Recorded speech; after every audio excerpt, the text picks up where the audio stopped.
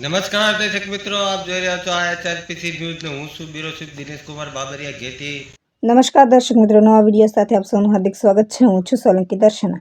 મામલતદાર શ્રી શિહોરને આવેદનપત્ર આપી રજૂઆત કરવામાં આવી હતી કે વર્ષ 2021માં કોરોના જેવી ભયંકર બીમારીમાં રાત દિવસ પોલીસમાં ફરજ બજાવનાર અને કોરોનામાં શહીદ થનાર શિહોર તાલુકાના સખવદર ગામના પનોતા પુત્ર વાલજીભાઈ ગોવિંદભાઈ લકુમે કોરોનામાં જીવ ગુમાવનાર નામે સખવદર રોડ પર નામ સ્વ વાલજીભાઈ લકુલનામા આપવામાં આવે એ માટે મામલતદાર શ્રી શિહોરને રાષ્ટ્રીય દલિત અધિકારી મંચ દ્વારા રજૂઆત કરવામાં આવી હતી।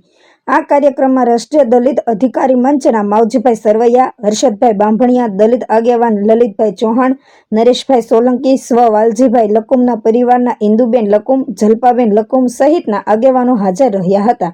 બ્યુરો ચીફ દિનેશ કુમાર બાબરિયા ઘેટી સાથે રિપોર્ટર જીતેન્દ્ર સોલંકી રામધરી સાથે રિપોર્ટર મુકેશ એસ કંટારિયા ગારિયાધાર।